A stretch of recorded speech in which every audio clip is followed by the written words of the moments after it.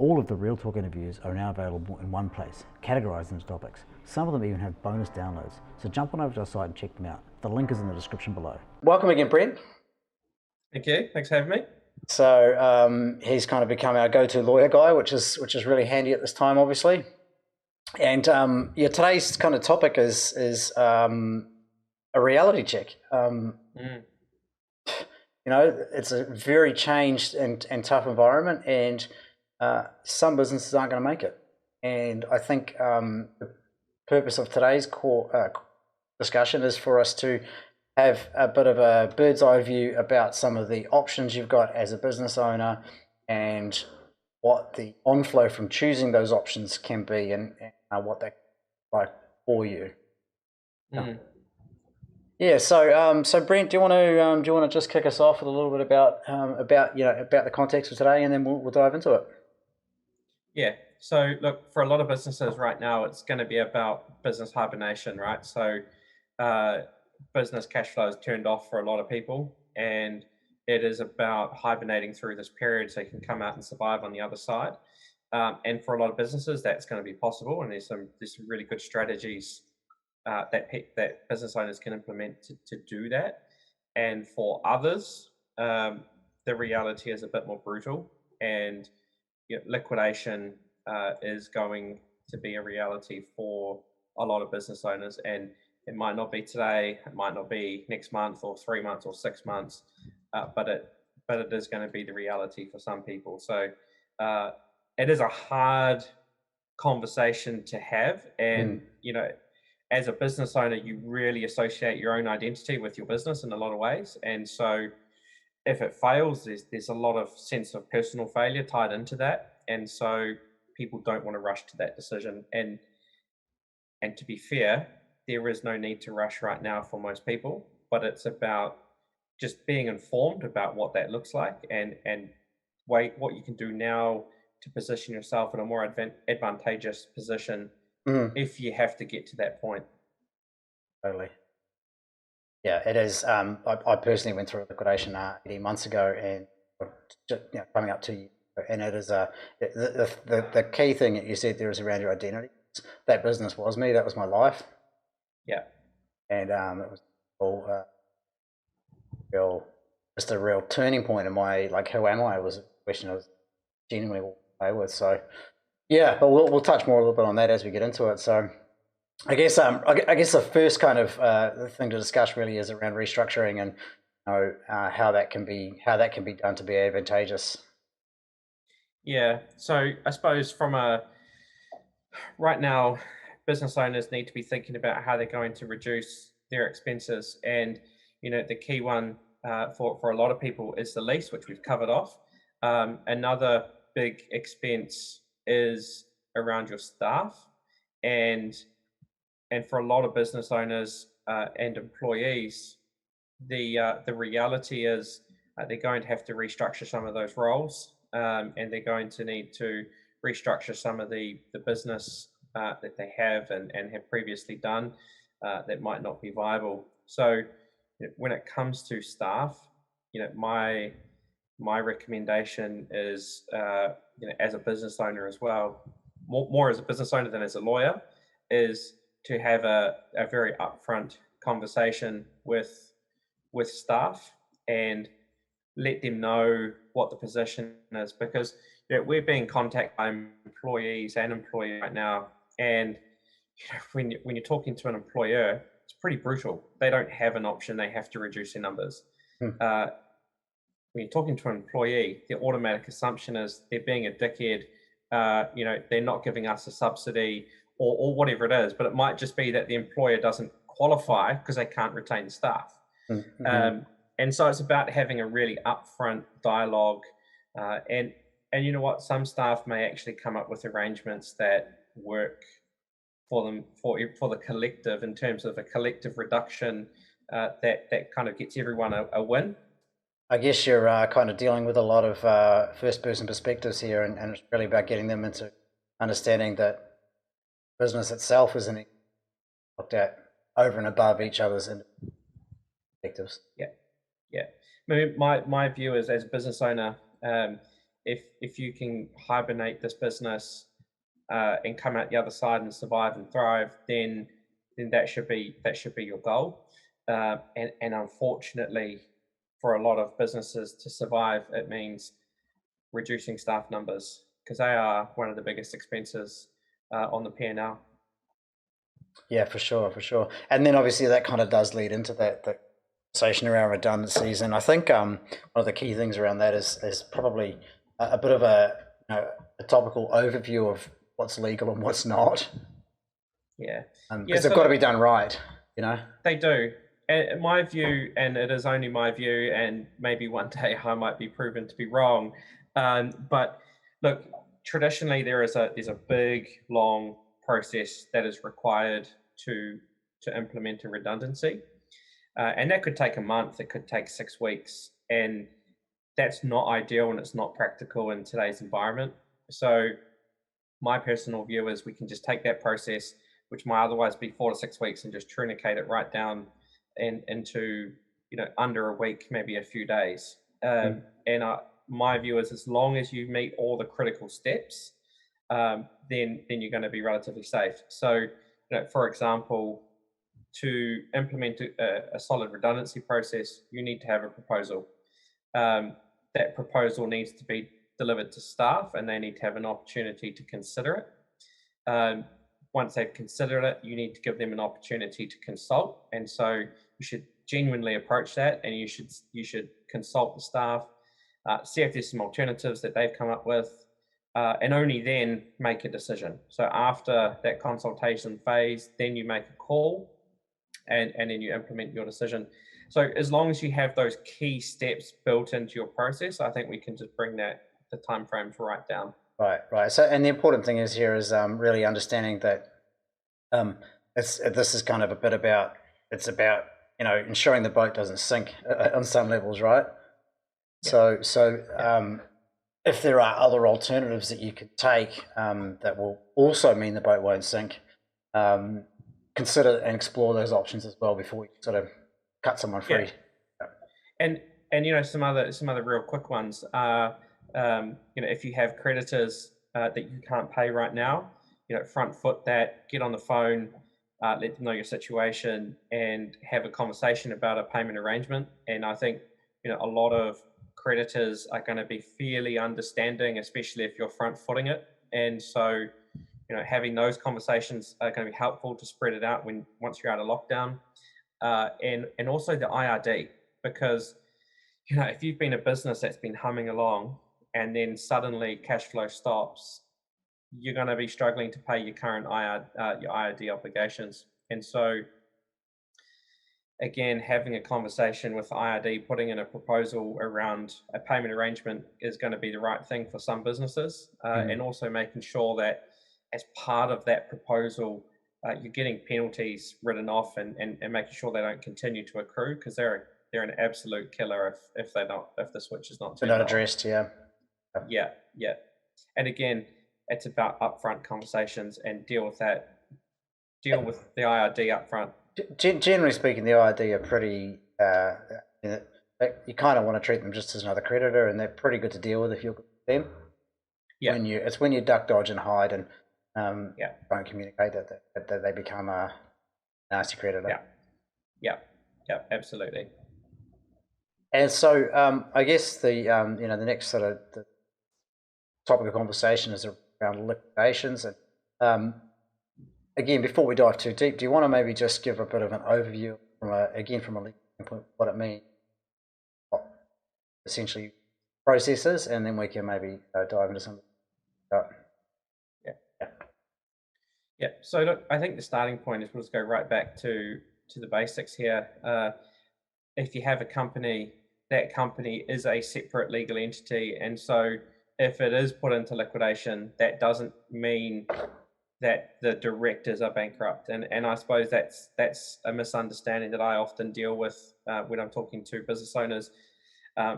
They think the company's liquidation is a bankruptcy on themselves as well, and it's not. It's a completely separate process. And so the starting point is the company's liabilities are the company's liabilities, and the starting point is the directors are not liable for that. And of course, there's exceptions, personal guarantees, which we'll come to. But the process for liquidation really depends on who initiates that process, and practically there's only really two parties that will initiate a liquidation process, and one is a creditor and one is the shareholder.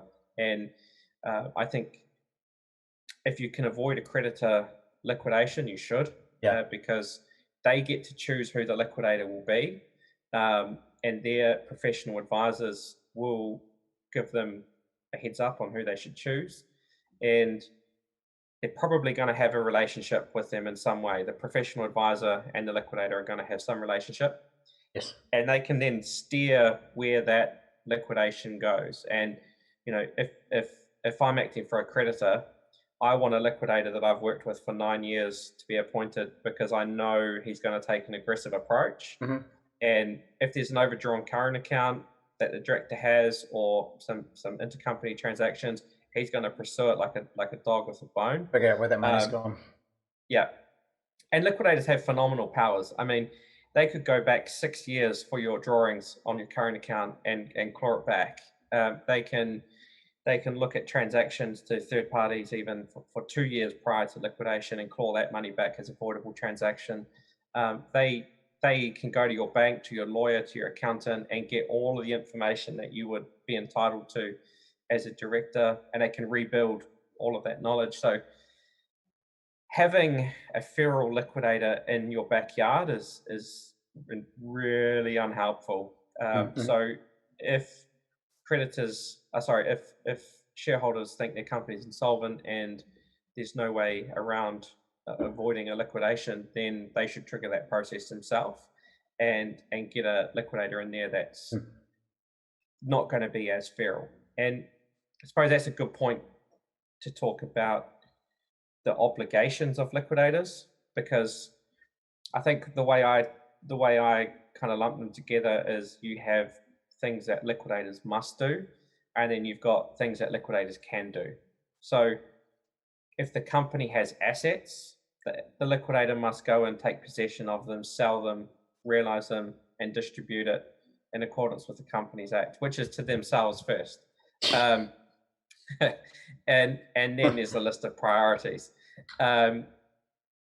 Whereas if you give them a company that has no assets, then you're going to be triggering the things they can do, so they can investigate where it's gone. And you don't want a liquidator in there who's overzealous, right? You want someone in there that's just going to take their role seriously and economically, because could cost $100,000 to pursue matters at court, and then the claim's only worth $80,000, and it all just goes to liquidator's fees. So what's the point?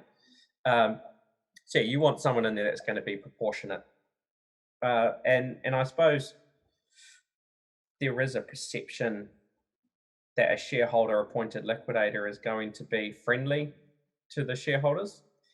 And so if you're a creditor, often you're going to want to get them out as well. So it really depends which side of the fence you're on and what strategy you're going to implement. I know if a shareholder appoints a liquidator where I act for a creditor, I'm trying to get them out, because I was going to ask, so what are some of the conditions that someone might consider a liquidation? So that, I think we're, what position would you need to be in, and what would be some of the things that might lead you to making those? Yeah. So look, right now, I don't think people need to make the call. Right now, we're in lockdown. Court processes are slowed down quite significantly, and so there is some breathing space. But eventually, there is going to be a need to consider those steps. And if you're a director and you're trading the company and it's insolvent, you've got duties.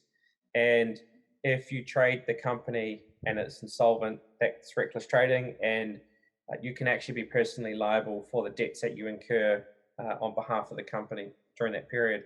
So if the company is insolvent and you can't pay the debts as you're incurring them, then you need to pause, and you need to seriously consider the future viability of the business, and actually have have a solid plan, and because hope is not a strategy, and I think a lot of people, a lot of us Kiwis are optimists, and we just push on in the hope that it will get better. Yeah, look, I'll share a little bit of my story, and I want to get too deep into the details, but it got to the point where I felt like I was gambling, and I felt like I could fix the bit. So I'd go in every day and I'd bust ass. And some days the cash register rings through a whole bunch of cash, and you're like, yeah, we're onto it, we're going to fix it. Have a week where you just didn't. And, I was talking with Adam last night.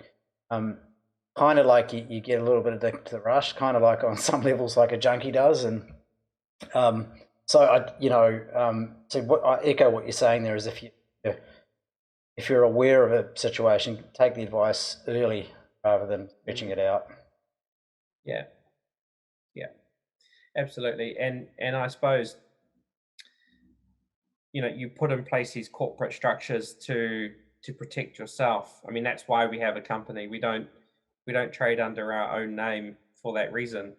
And if you take these steps and you push it too far, then you really lose that corporate shield, and you're vulnerable to all of those creditors. And I suppose it is a gamble, and often it's not your money you're gambling with, and the people whose money is being gambled are not aware of that risk, and they're not participating in that risk. And so that's often who needs to be considered. And so I guess that really, really good segue now into personal guarantees, isn't it? Yeah. And I suppose that's the Achilles heel of most company directors is we are terrible at reading terms and conditions. What we do is we read two parts. What is the scope of the work, and how much does it cost? And everything else is just like scroll to the bottom and sign here. And I want supply. I'll do whatever it takes to get supply. Yeah. And especially like if you're a builder, for example, and you're getting building supplies, it doesn't matter who you get those supplies from. They all have personal guarantees, so you can't even negotiate it out in some cases. But in other cases, you could look at it and you could cross it out and sign it and send it back. And you know what? A lot of suppliers would just accept that and trade with you, and you've gotten rid of that personal risk, because often the suppliers are not checking actually whether you've crossed anything out either. And so, if they want to then trade with you on those terms and you haven't given a personal guarantee, that's on them. And so, my first piece of advice is read the terms that you sign, understand whether or not you have personal guarantees, because most people I talk to, when we have a consult around insolvency, one of the questions I ask is, do you have any personal guarantees? 9 times out of 10, they say, no, I don't sign personal guarantees. And 9 times out of 10, they've got personal guarantees. I just ask them about who some of their suppliers are, and I'm like, well, surely Bunnings has a personal guarantee, and then we identify them pretty quickly. So understand where your personal guarantees are. I recommend keeping a database of creditors that you have personal guarantees on, so you have a very good understanding on your personal obligations as well. And make sure you pay people, especially that have personal guarantees, because if the company fails, they will often issue you a demand letter and sometimes pursue you right through to bankruptcy if you don't pay. Very true. Yeah, and I suppose one other thing that I see is you might have a board of directors and they've all signed a personal guarantee. One guy sells his shares into the group or leaves for whatever reason, and the company continues to trade with that supplier, and 2, 3, 4 years later the company fails and that creditor issues a demand letter on that director who's no longer been there. out of the business. Yeah. and it's like 300-400 grand, and he's like, what the hell, I've been out of this business.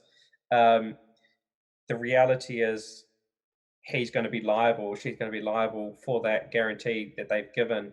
And so if you're leaving a board, you need to be thinking about what personal guarantees have I signed, and putting those creditors on notice. Hey, if you continue to trade with the company beyond this point, I'm withdrawing my personal guarantee. It's not going to get rid of any previous trading they've done, but going forward, if they trade, then it reduces your risk. And if you can get them to actually accept that, then even better. Yeah. And Brent, you sent me a message the other day. You've got a free download for anyone that's on our stream. Yeah. You want to give us a little bit of a run over that? Yeah. So look, I'm doing.